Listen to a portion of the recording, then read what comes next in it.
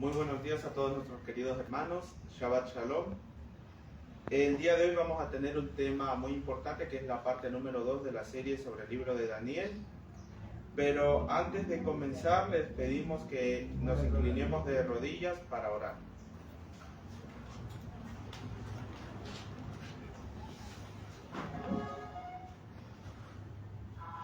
Padre Yahweh que estás en el cielo, gracias por este día, por este santo Shabbat.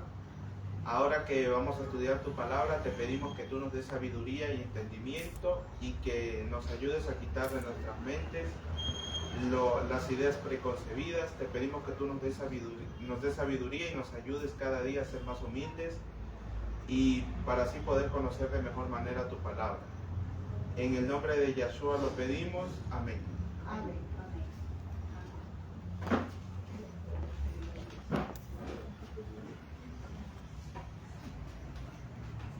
Hoy día la semana pasada estuvimos viendo la lección que nos daba el libro de Daniel, específicamente en el capítulo 1.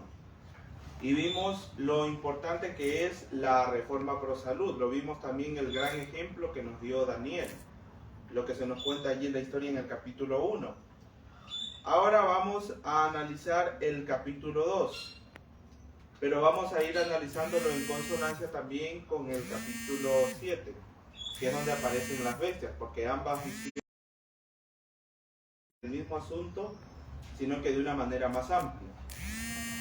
Para comenzar, lees nuestras Biblias en Daniel capítulo 2.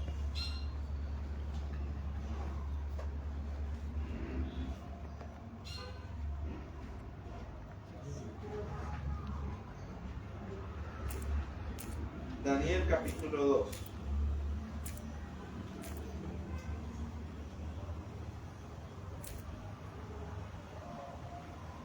Aquí en el capítulo 2 nosotros vamos a encontrar un relato que es ya muy conocido por todos, en el cual se nos relata la historia de que el rey Nabucodonosor tuvo un sueño. Y en el sueño, ¿qué es lo que se veía? Vio una gran imagen. En esa gran imagen no era una imagen cualquiera. En aquella imagen estaba hecha de varios componentes distintos. Por ejemplo, la cabeza que tenía aquella imagen, la cabeza era de oro. En este caso vamos a analizar primeramente sobre cuál era esa cabeza. Y para ello les invito que busquemos en Daniel capítulo 2, verso 38. Vamos a dar lectura del verso 38.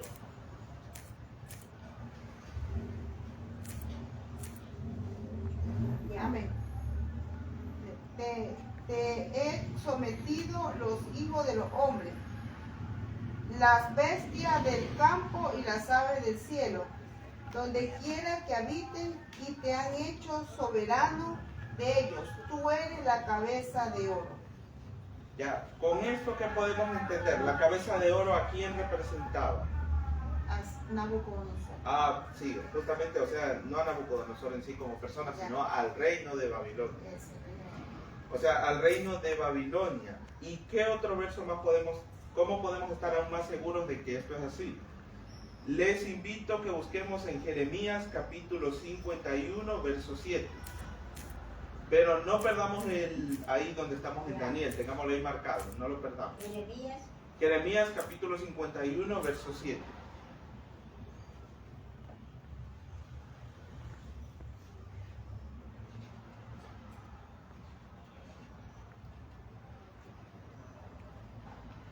Jeremías capítulo 51, verso 7. El primero que lo encuentre, por favor, ayúdenme con la lectura.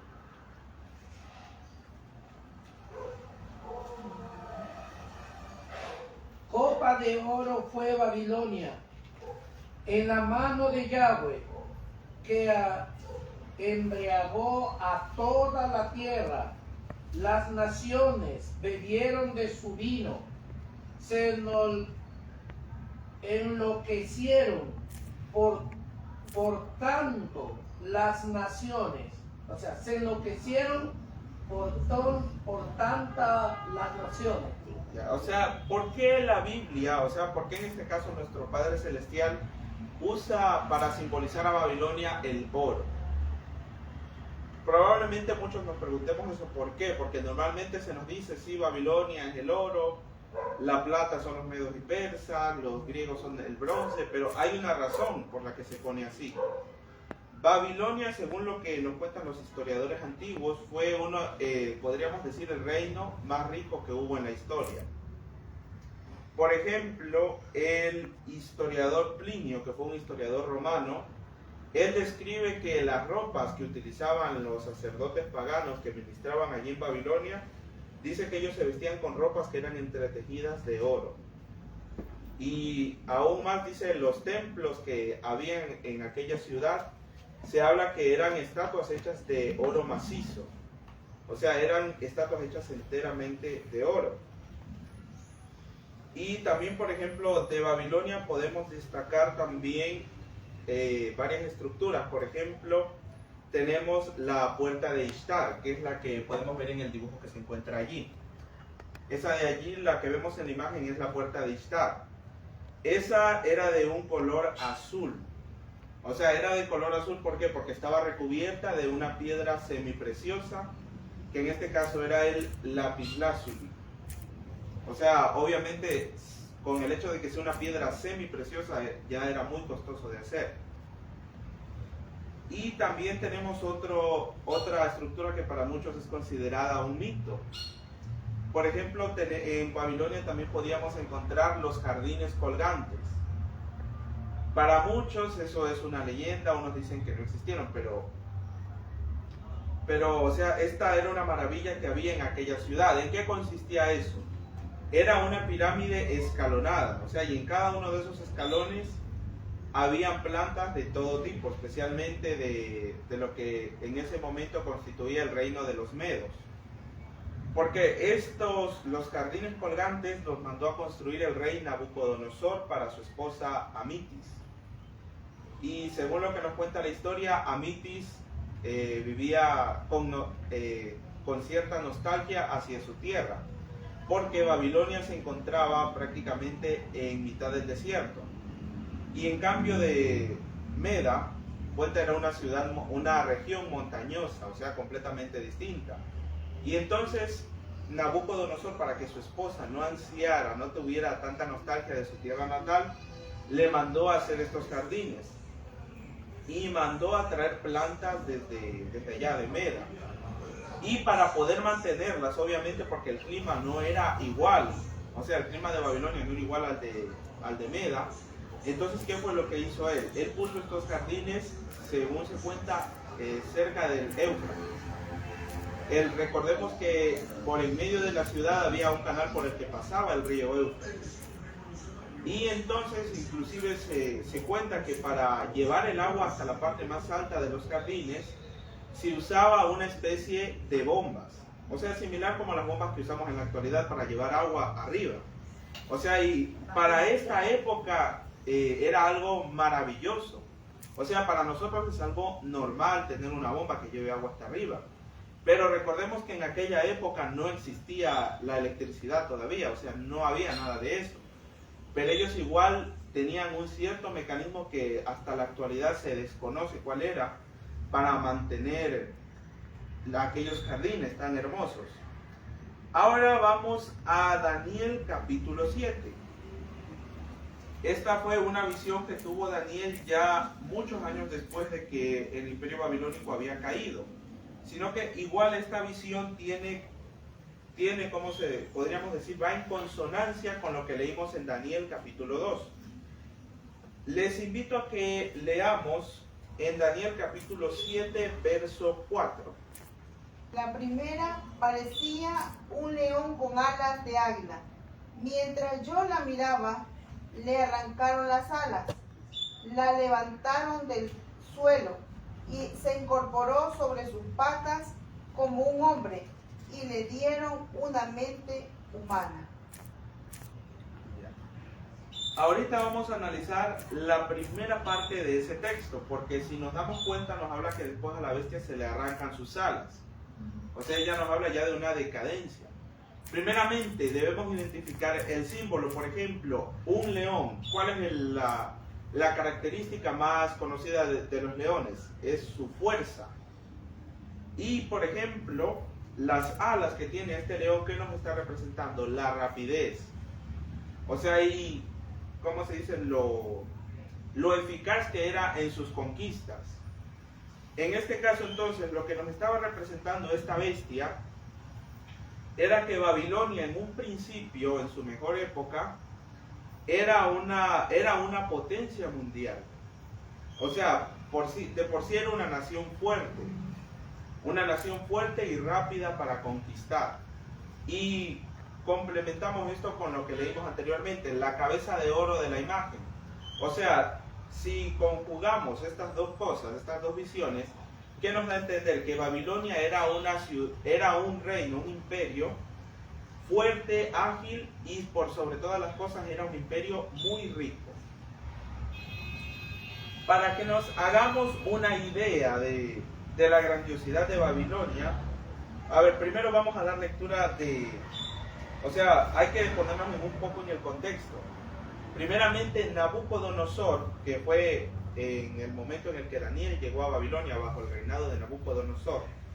Nabucodonosor era hijo de Nabopolassar. Nabopolassar había sido el rey que había destruido el imperio asirio. Porque Babilonia, antes de la época de Nabucodonosor, se encontraba bajo el dominio asirio. Y entonces fue Nabopolassar el que destruyó justamente el imperio asirio en alianza con los medos. Y posteriormente, ya cuando vino su hijo, se dedicó a engrandecer los territorios y a embellecer la ciudad. Para que nos hagamos una idea del tamaño de esta ciudad, tomemos en cuenta que Roma, cuando estaba el Imperio Romano en su época de mayor apogeo, la ciudad de Roma medía 1 milla cuadrada. Pero en este caso, Babilonia era 4 veces más grande que Roma. O sea, medía 4 millas cuadradas.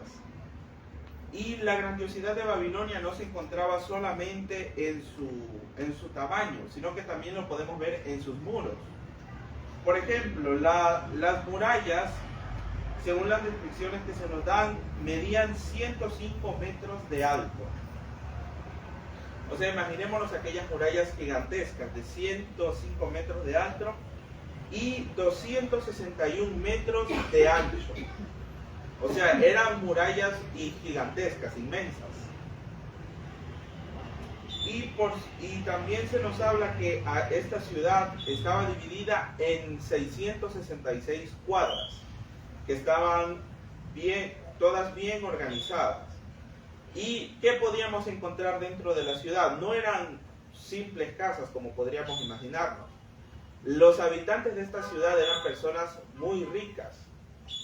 ¿Y dentro qué podíamos encontrar? Podíamos encontrar palacios y en fin, o sea, la mayoría de casas hoy en día les llamaríamos mansiones. O sea, eran casas extremadamente lujosas. Y en las calles encontrábamos también muchos palacios, muchos jardines. O sea, no eran solamente los jardines colgantes, habían varios patios de recreo, o sea, en fin, o sea, lo que hoy llamaríamos parques. O sea, parques extremadamente lujosos.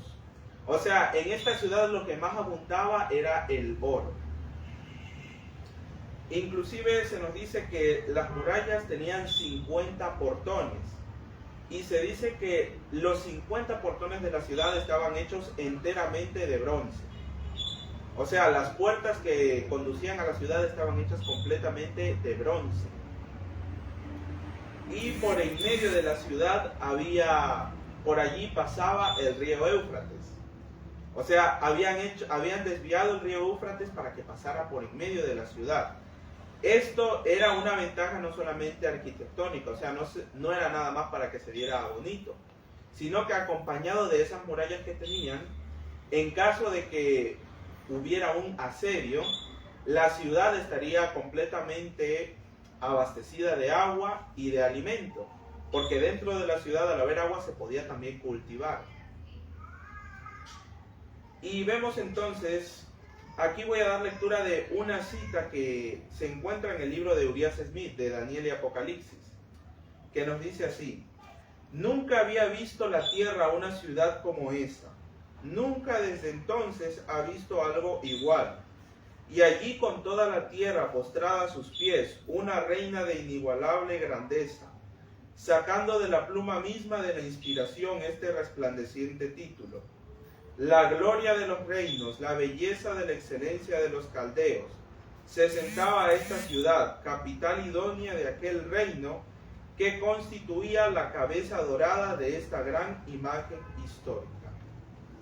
Esto lo encontramos en el libro de Urias Smith, titulado Daniel y Apocalipsis, en la página 39. Babilonia se ubicaba en el sur de Bagdad, o sea, lo que en la actualidad se conoce como Irak, o sea, en Oriente.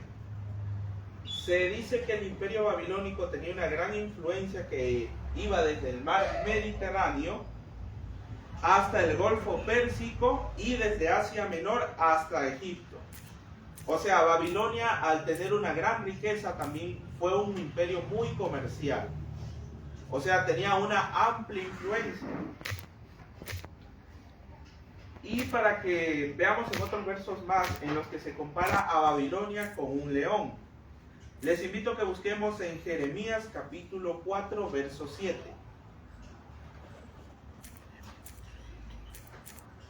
Jeremías capítulo 4, verso 7. El primero que lo encuentre, por favor, me ayuda con la lectura. Se ha levantado el león de su hubil y el devorador las naciones de naciones. Se ha puesto en marcha, salió de su lugar para dejar la tierra desolada. Tus ciudades quedarán arrasadas sin habitantes. Aquí, por ejemplo, vemos lo que el profeta Jeremías nos está hablando aquí. Fue cuando la nación de Israel, por su apostasía, por apartarse de Dios, ¿qué pasó? Dios permitió que Nabucodonosor conquistara su nación. Y de allí fue justamente que a Daniel fue llevado cautivo a Babilonia. Y entonces, imagínense aquella ciudad tan rica y maravillosa. ¿Cómo creen que era Nabucodonosor? Obviamente se volvió un rey arrogante, un rey muy orgulloso. Y recordemos que este país no era dirigido por Dios, sino que estas personas a quienes adoraban a ídolos. Y como iremos viendo más adelante, en cada imperio que se levantó, en todos esos imperios mundiales, vemos que allí está la influencia de Lucifer. ¿Por qué? Porque se trató de imponer una cierta adoración. ¿Y cuál es el concepto que vamos a ver que se repite a lo largo de todo? O te unes o mueres. Así de simple, ese era el concepto que vamos a ir viendo. Por ejemplo, en Babilonia se dio con Nabucodonosor. ¿Qué fue lo que mandó a hacer este rey? Este rey mandó a hacer una gran imagen, una imagen inmensa que también era hecha de oro. O sea, el hecho de que él haya mandado a hacer la imagen enteramente de oro era una clara alusión ¿a qué? Al sueño que Dios le había revelado. Vuelvo y repito, en la imagen que Nabucodonosor vio en su sueño, ¿cómo era esa imagen? No solamente era de oro, sino que era de otros metales. Y al rey se le había explicado claramente que Babilonia no iba a durar para siempre, que iba a llegar un momento en el que Babilonia caería. Entonces les invito a que busquemos en Daniel capítulo 3, verso 1. Daniel capítulo 3, verso 1. El primero que lo encuentre, por favor, ayúdeme con la lectura.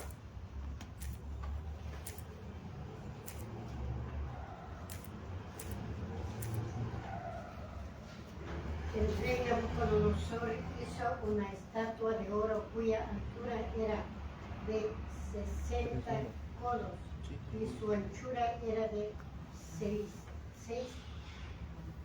codos. La levantó en el campo de Dura, en la provincia de Babilonia.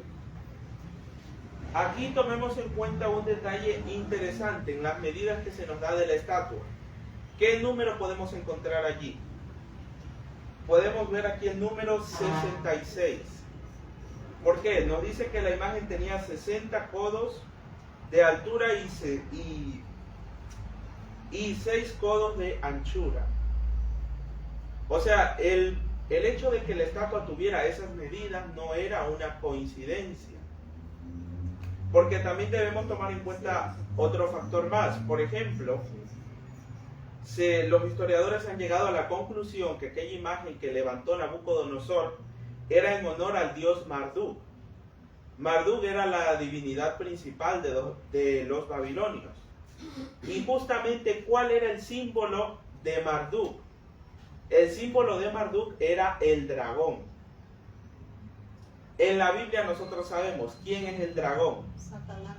Satanás. Obviamente ya eso nos está diciendo quién estaba detrás de aquel culto. Y vamos a ver ahora cuál fue la orden que el rey dio con respecto a esta imagen. Les invito a que leamos ahora en el capítulo 3 de Daniel, versos del 4 al 6. Daniel capítulo 3, versos del 4 al 6. El heraldo pregonó con voz potente a todos los pueblos, naciones y lenguas, se les hace saber, en el momento en que oigan el sonido del cuerno, la flauta, la cítara, el arpa, el salterio, la zampoña y los demás instrumentos musicales, se postrarán para adorar la estatua de oro que ha elegido el rey Nabucodonosor. Y aquel que no se postre y la adore será inmediatamente arrojado al horno de fuego abrasador. ¿Qué podemos ver aquí? Para que se imponga este decreto, ¿qué debió haber habido primero? Una unión previa entre dos cosas, la iglesia y el Estado. O sea, en otras palabras, desde el poder religioso y el poder político. Porque aquí vemos que justamente el poder religioso usa al poder civil o el poder político para hacer cumplir su voluntad. En aquel lugar se encontraban justamente los tres amigos de Daniel. En este caso eran Sadrach, Mesach y Abednego. Y entonces, según lo que nos cuenta el relato, cuando la música comenzó a sonar, ¿cuál era la orden que se había dado? Todos debían inclinarse y adorar a la imagen.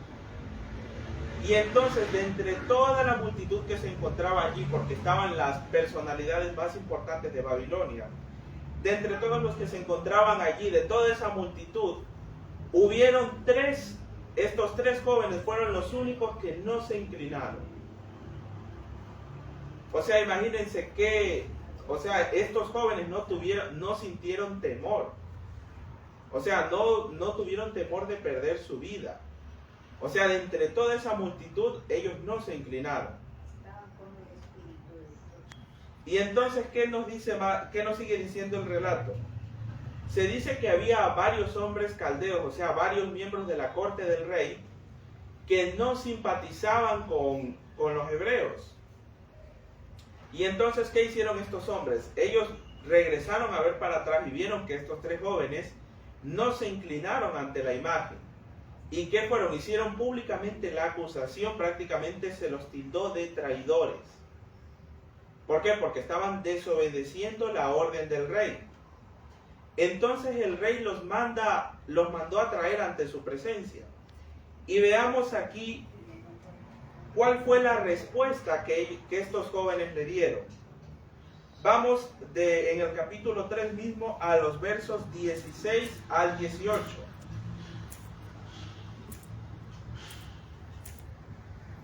En Daniel capítulo 3 versos del 16 al 18.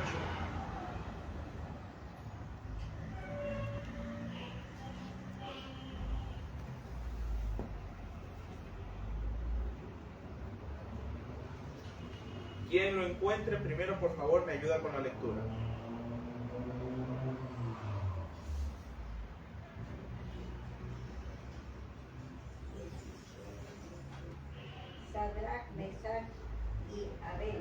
Nego.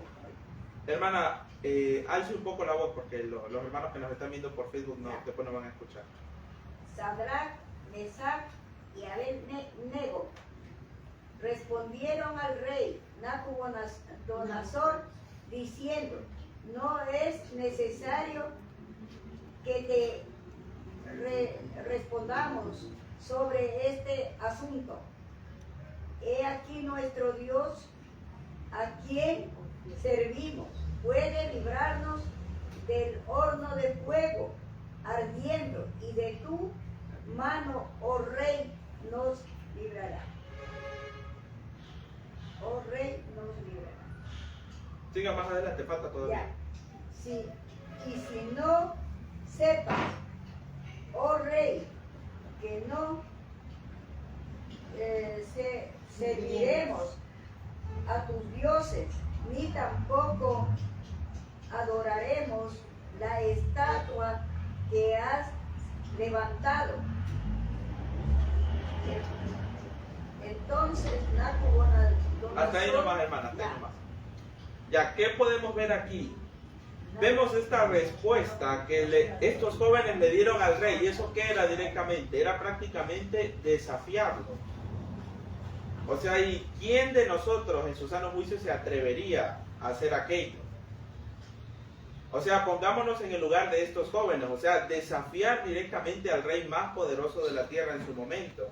O sea, no es algo que cualquiera se atreve a hacer. Y démonos cuenta de lo que nos dice: no nos inclinaremos ni ante tus dioses ni ante ti.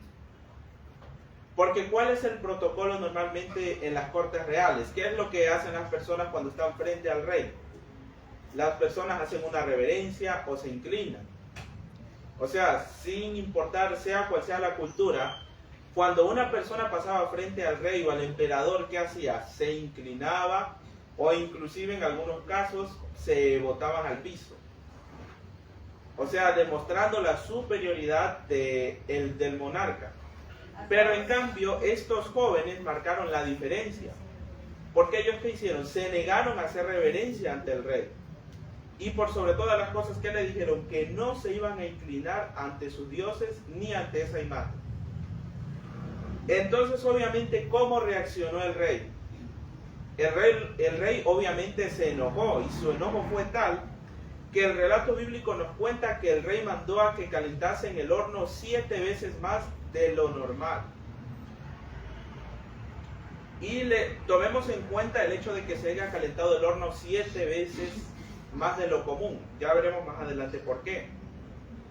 Entonces se nos cuenta también que el horno estaba tan caliente que cuando el rey mandó a que arrojen a estos 3 jóvenes, los soldados que envió a que los arrojasen al horno murieron. O sea, se quemaron ellos también debido a lo caliente que estaba el horno. Pero entonces dice que nada más a lo que los jóvenes cayeron dentro del horno, en ese instante el rey se quedó atónito, sin palabras. Les invito a que leamos ahora el verso 25 de Daniel 3. Daniel 3:25. Les invito a que demos lectura del verso bíblico, por favor.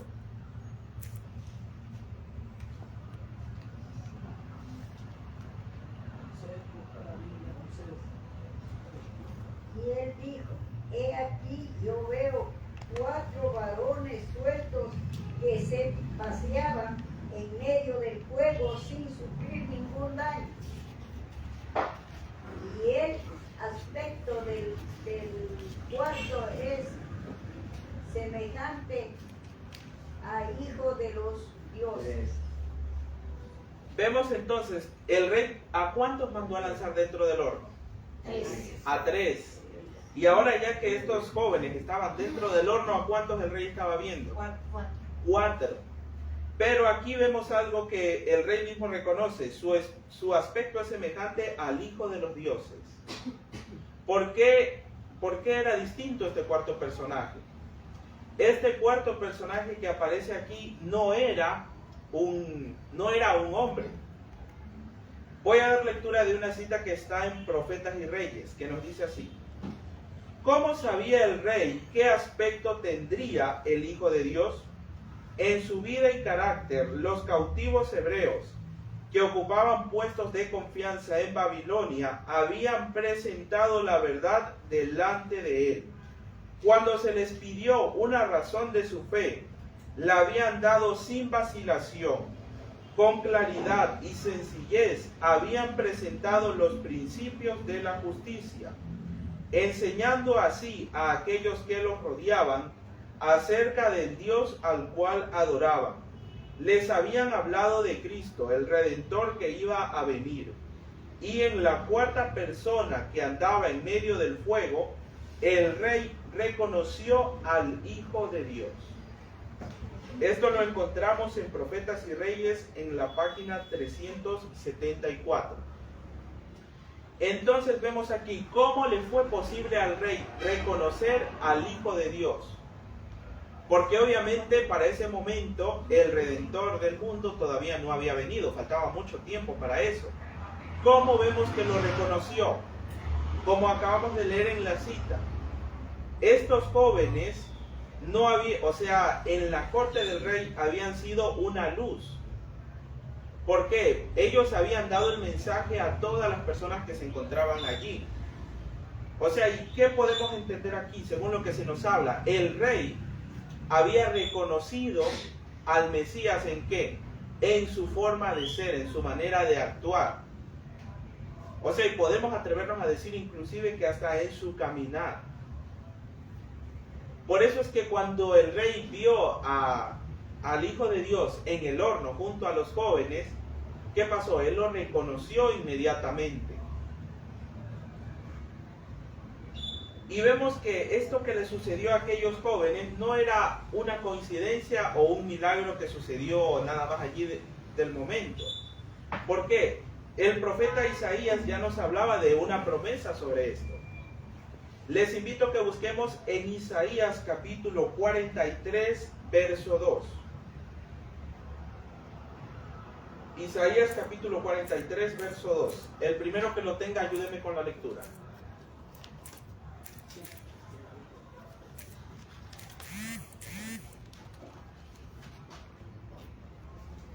Si pasas por las aguas, yo estoy contigo.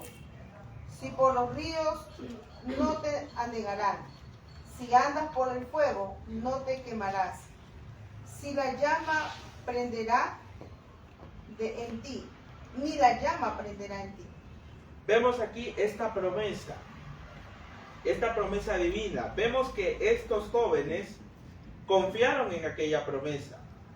Y ahora, ¿qué lección es para nosotros aquella historia, aquel momento, lo que se vivió en el campo de Dura, en aquel día? ¿Qué podemos ver aquí, por ejemplo? Aquí podemos ver una clara alusión a lo que viviremos cada uno de nosotros, lo que va a ser el tiempo de angustia. Recordemos que cuando se habla del tiempo de angustia, ¿con qué normalmente se suele comparar? Se hace normalmente la comparación con el proceso de la purificación de los metales. Por ejemplo, para purificar bien sea el oro o la plata, para que ese oro o esa plata tenga valor, o sea, no es solamente el hecho de sacarla de la tierra y ya por eso es valiosa.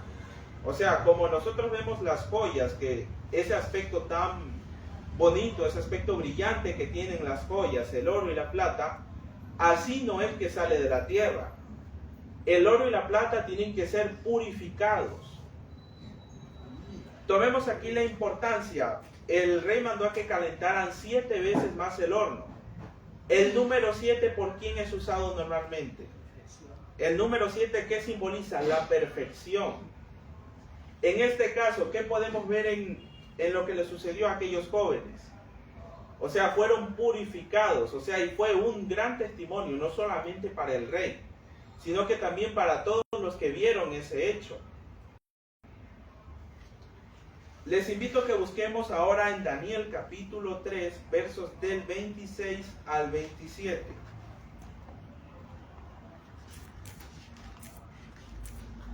Daniel capítulo 3, versos del 26 al 27. Quien lo tenga, ayúdeme con la lectura. 26 al 27. Sí. Ya. Entonces Nabucodonosor se acercó a la puerta del horno del fuego ardiente y dijo: Sadrach, Mesach y Abednego, siervos del Dios Altísimo, salid y venid. Sadrach, Mesach y Abednego salieron de en medio del fuego. Sí, ¿Hasta cuál era? hasta el 27. Ah, ya. Y se juntaron los sápatras, los gobernadores, los capitanes y los consejeros del rey para mirar a estos hombres, cómo el fuego no había tenido poder alguno sobre sus cuerpos, y ni aun el cabello de sus cabezas se había quemado. Sus ropas intactas ni siquiera olor de fuego tenían. Vemos aquí impresionante. O sea, a pesar de haber estado dentro del fuego, ¿cómo dice que estaban ellos? Sus ropas, ni su cabello, o sea, no había ni siquiera olor a humo, o sea, a fuego. O sea, era como que si no hubieran entrado a ese lugar. Esto inmediatamente a qué nos remite? Nos remite, en nuestro caso, a los 144,000 sellados. ¿Cuáles son las características que se nos dan de estos personajes? Los 144,000 van a ser protegidos por Dios hasta el final del tiempo. ¿Y qué nos dice? Que nadie podrá tocarle siquiera uno de sus cabellos. O sea, por más que hayan decretos para matarlos o lo que sea, Dios va a mantener a su pueblo fiel. Obviamente aquí debemos hacer la aclaración. Esto no quiere decir que en la persecución que vendrá no va a haber mártires. Obviamente muchos tendremos que, no lo sabemos en el futuro, probablemente tengamos que dar nuestra vida. Porque la Biblia nos habla de que obviamente va a haber mártires. Pero va a haber ese grupo especial que no va a poder ser tocado. O sea, ese grupo, los 144,000 van a predicar y nadie podrá hacerles daño. Inclusive se nos habla que vendrán a matarlos a cuchillo o a espada. ¿Y qué pasará? Se quebrarán como que si fueran de paja. O sea, no podrán hacérseles daño a estos hombres.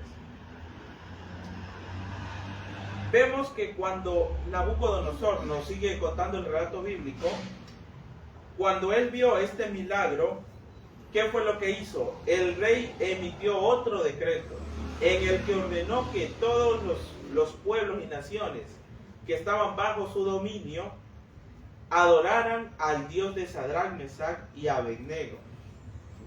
Pero aquí también vemos otro problema. Porque, o sea, estaba bien que el rey reconociera la supremacía del Dios Altísimo. Pero no es correcto que se hiciera un edicto para obligar a las demás personas. Vamos a dar lectura de lo que nos dice aquí en Profetas y Reyes. Era correcto que el rey hiciese una confesión pública y procurase exaltar al Dios de los cielos sobre todos los demás dioses. Pero al intentar obligar a sus súbditos a hacer una confesión de fe similar a la suya y a manifestar la misma reverencia que él, Nabucodonosor excedía de su derecho como soberano temporal. No tenía más derecho civil o moral de amenazar de muerte a los hombres por no adorar a Dios, que lo había tenido para promulgar un decreto que consignaba a las llamas a cuantos se negasen a adorar la imagen de oro. Nunca compele Dios a los hombres a obedecer. Deja a todos libres para elegir a quien quieren servir. Vemos que desde un inicio, cuando Dios creó al hombre, cuando nuestro Padre Yahweh creó al ser humano, ¿acaso Dios le obligó a Adán y Eva a que le adoren o a que le sirvan? Fue una decisión que ellos tomaron. Inclusive cuando estaba el árbol de la ciencia del bien y del mal, Dios pudo claramente haberles detenido para que no comieran del fruto. Pero ¿qué pasó? Dios permitió que comiesen. ¿Por qué? Porque esa fue su decisión. O sea, debemos tener en cuenta una cosa también nosotros. Al momento que nosotros predicamos la verdad, no debemos ir con ese afán de imponerles a los demás nuestro concepto. O sea, aunque estemos predicándoles la verdad, aunque estemos en lo correcto, no es nuestro deber imponerles a las demás personas nuestra creencia. O sea, ¿es nuestra responsabilidad predicarles? Sí, correcto. Pero no está en nuestro poder, en nuestra responsabilidad, imponer. Eso que nos quede muy claro. Vemos más adelante que el rey Nabucodonosor, a pesar de lo que había presenciado, ese milagro que él vio, que generó en su mente y en su corazón, o sea, en el momento hubo una impresión, que reconoció inclusive al Dios verdadero. Pero ¿qué pasó? El rey, ya cuando le pasó la impresión, nuevamente volvió al paganismo, siguió adorando a sus dioses. E inclusive se nos cuenta que más adelante se volvió aún más soberbio, más tirano. Les invito a que busquemos en Daniel capítulo 4 versos del 1 al 3.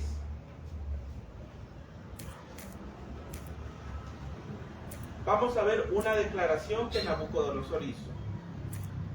Nabucodonosor, rey a todos los pueblos, naciones y lenguas que moran en toda la tierra, paz os sea multiplicada. Conviene que yo declare las señales y milagros que el Dios Altísimo ha hecho conmigo.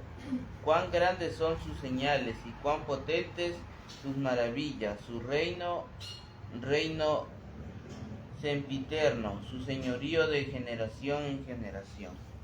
Aquí vemos ya a un rey Nabucodonosor ya más humilde y que reconoce la supremacía del Dios Altísimo. Pero ¿qué tuvo que pasar para que haya este cambio en el rey? Nuevamente Dios le mandó una advertencia por medio de un sueño a Nabucodonosor. Les invito a que busquemos en Daniel capítulo 4 versos del 10 al 12.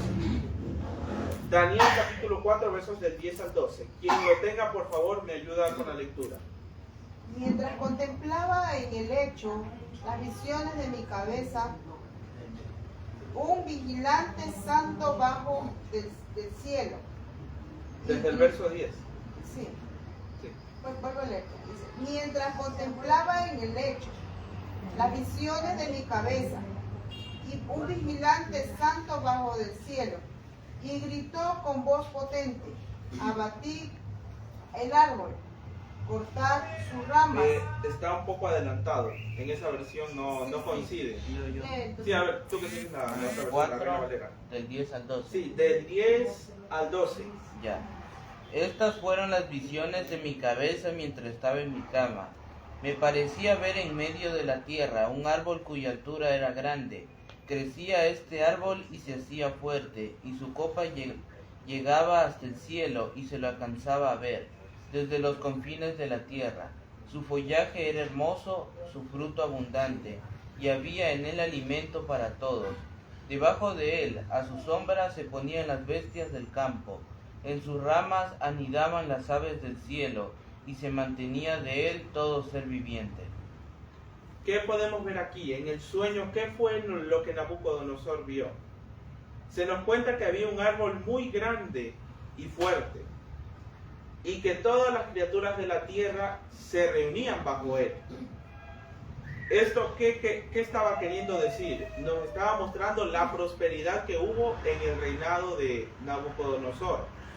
En este caso, Dios le había concedido a Nabucodonosor todo aquel poder y riquezas que él tenía.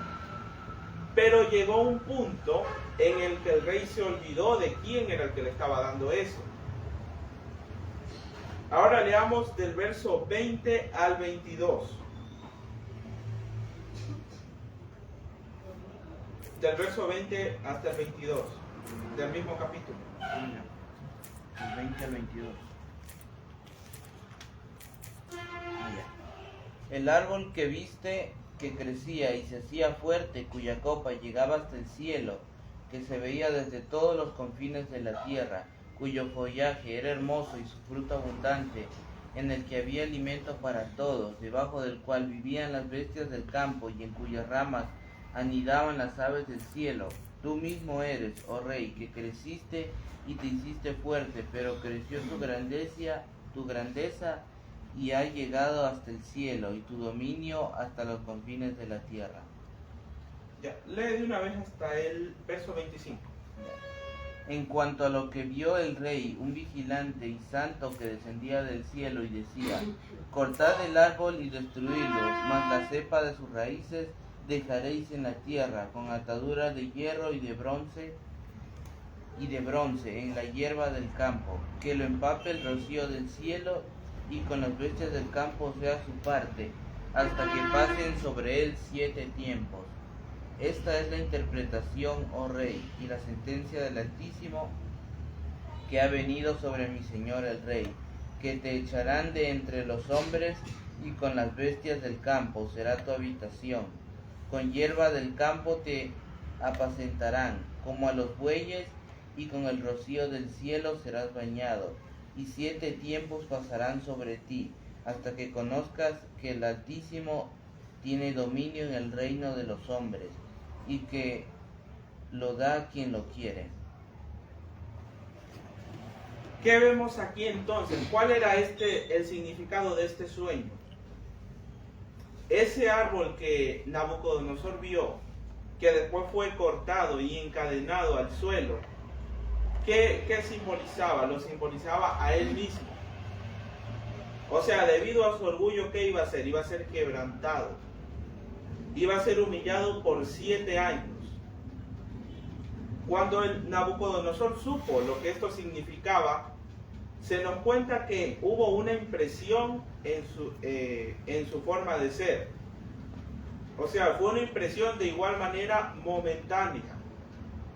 O sea, en el momento que escuchó se arrepintió, pero más adelante siguió con su forma de ser.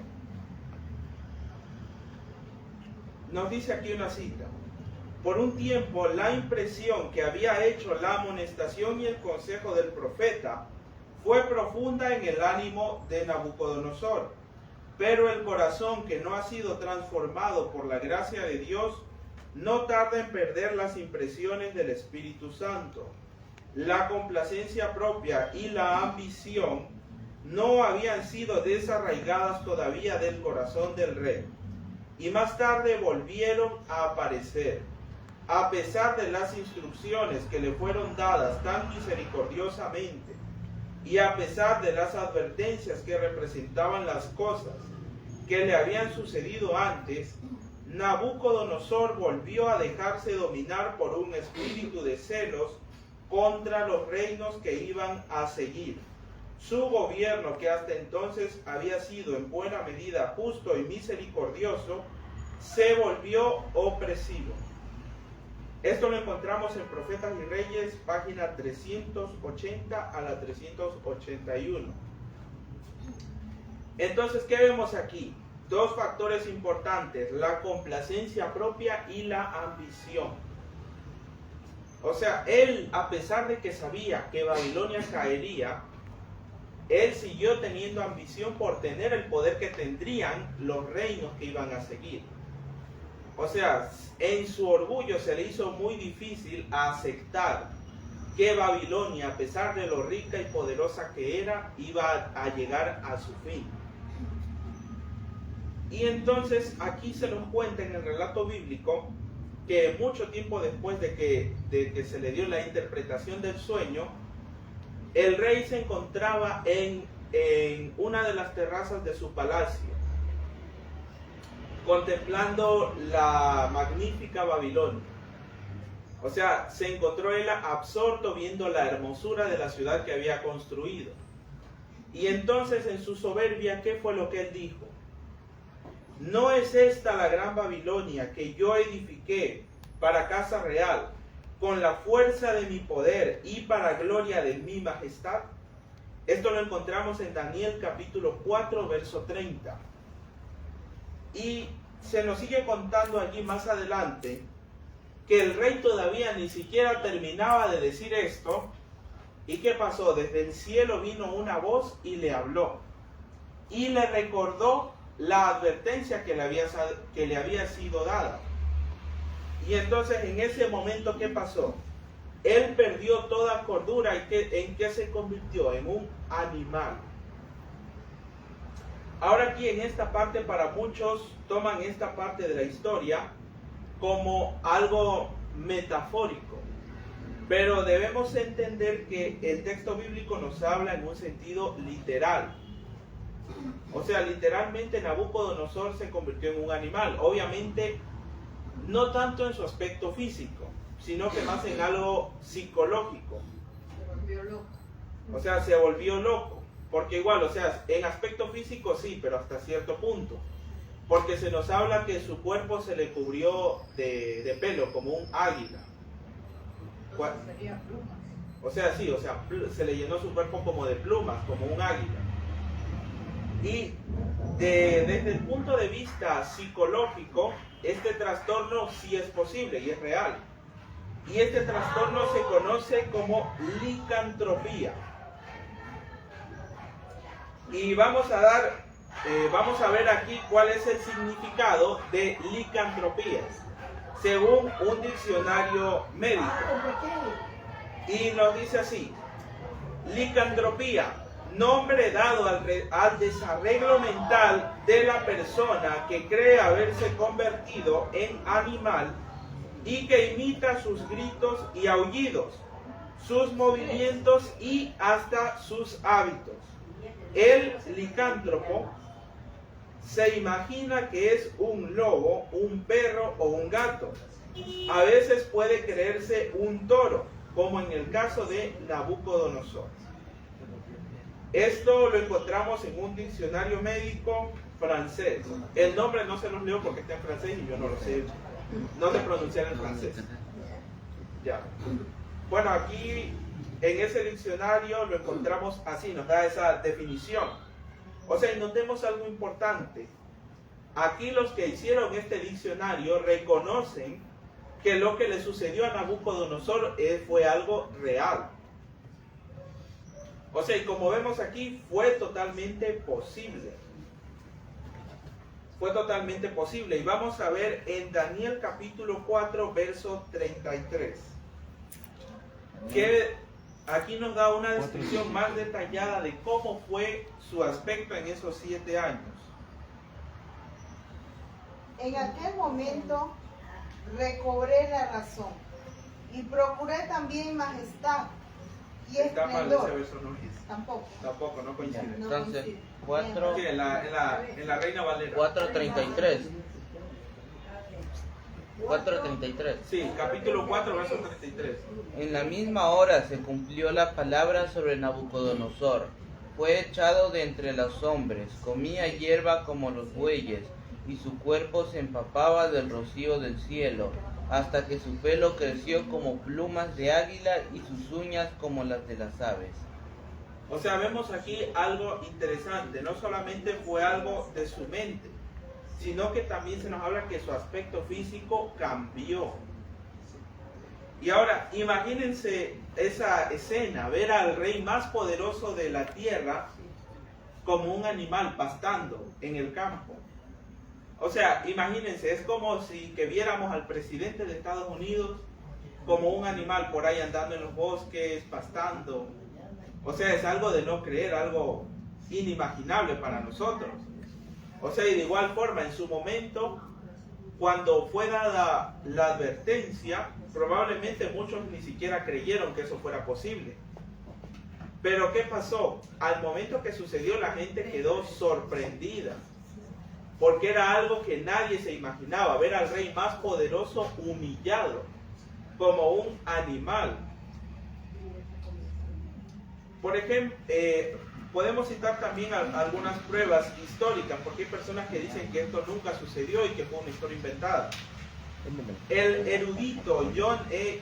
Goldingay alude a varios testimonios paralelos de la locura de Nabucodonosor y afirma: un texto cuneiforme fragmentario se refiere aparentemente a un trastorno mental de Nabucodonosor y quizás a su abandono y alejamiento de Babilonia. O sea, es algo que quedó registrado, que Nabucodonosor por 7 años se alejó del gobierno.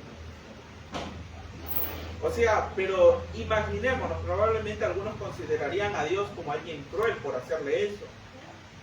Pero imaginémonos la medida, o sea, cuán orgulloso era Nabucodonosor para que Dios haya tenido que recurrir a estos medios.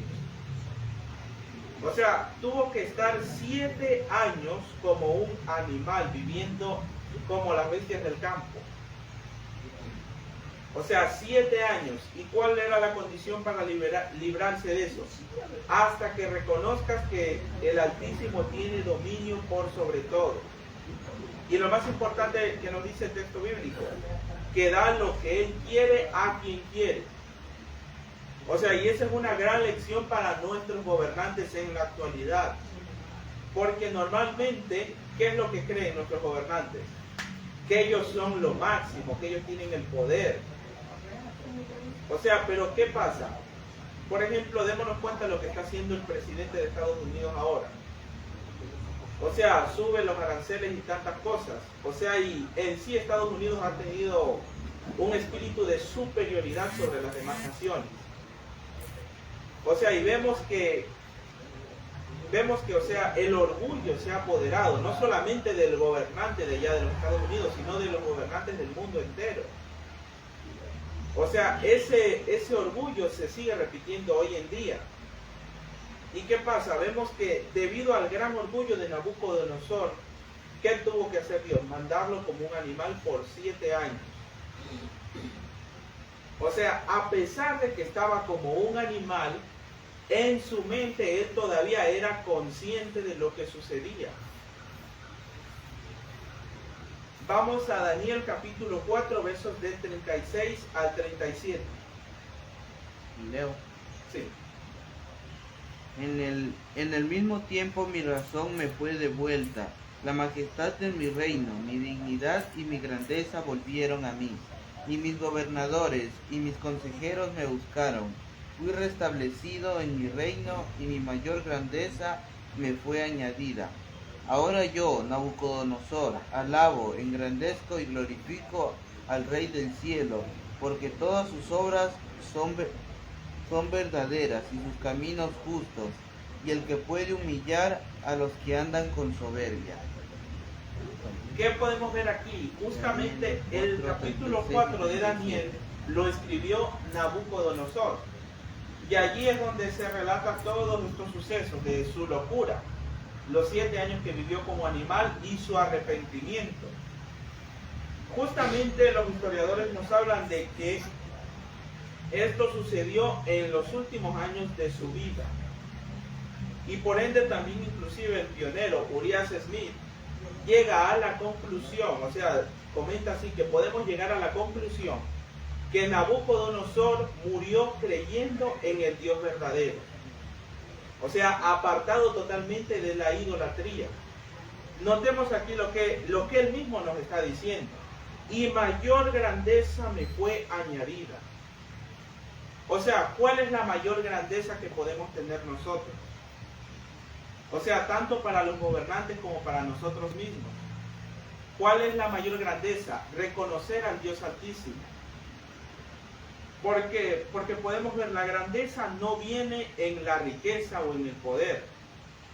Porque obviamente hoy en día los líderes no son tan ricos como él. O sea, si uno de los hombres más ricos del mundo te está diciendo que la mayor grandeza es obedecer a Dios, o sea, no debe quedarnos duda que la grandeza no viene por la riqueza. Y cuánto más si le vamos a preguntar al hombre más rico y sabio de la historia, que fue Salomón. Que lo que estudiábamos en la escuela sabática, ¿qué nos decía? Él tuvo todo lo que deseó y ningún rey iba a poder replicar lo que él había hecho. O sea, todo lo que sus ojos desearon, él lo tuvo. Todo lo que él quiso, o sea, él pudo comprar el mundo entero prácticamente. O sea, todo lo que quiso, lo que deseó, lo tuvo. Pero ¿qué pasó en sus últimos años? Se dio cuenta que toda esa ambición que le había fortalecido durante sus años jóvenes, toda esa riqueza, los placeres, las mujeres, todo eso que pasó, no era nada. era vanidad de vanidades. O sea, ¿y por qué piensan ustedes que el mundo moderno se encuentra hoy en estas circunstancias? No refiriéndonos únicamente a nuestro país, sino que el mundo entero. ¿Por qué se encuentra en estas circunstancias? Porque nuestros gobernantes se han apartado de Dios. O sea, ¿por qué? Porque no están siguiendo al Dios verdadero. Obviamente con esto no estoy a favor del ecumenismo, porque el ecumenismo también nos habla de cosas similares, pero eso no nos lleva a una adoración a Dios, sino que es al contrario. O sea, de esa lección que nos deja aquí Nabucodonosor, el testimonio que él nos dejó en el capítulo 4, es algo que debemos tomarlo para cada uno de nosotros. ¿Por qué? O sea, debemos procurar que nuestra mayor grandeza, ¿cuál debe ser? El conocimiento del Dios eterno. Y no solamente conocerla, sino que también llevarla a la práctica, que es lo más importante. Espero que este tema de hoy nos sirva de mucha ayuda para cada uno de nosotros y los invitamos el próximo sábado que vamos a estar viendo la caída de Babilonia. O sea, ya posteriormente, después de que Nabucodonosor murió, veremos si sus descendientes pusieron en práctica lo que aprendieron de lo que le sucedió a él, a Nabucodonosor. Veremos cuál es la ruina que puede venir sobre una nación si desprecia los principios divinos. Y los esperamos para el próximo sábado, igualmente a la misma hora, también que se conecten a la escuela sabática, que también es muy importante para cada uno de nosotros. Ya. Y les invito que para finalizar nos postremos de rodillas.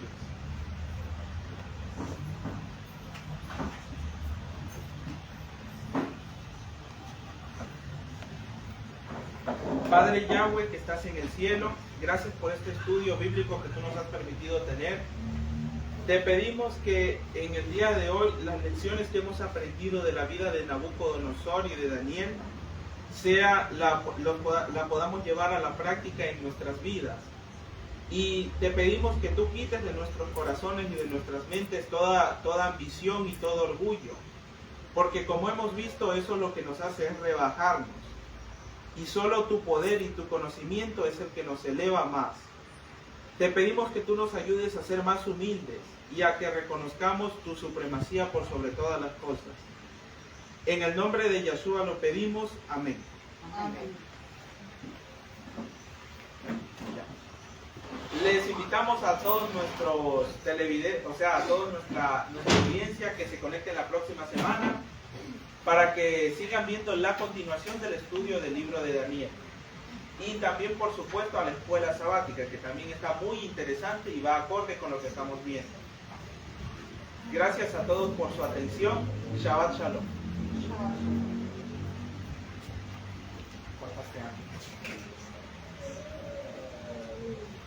Es una invitación realmente para que continuemos con nuestra programación.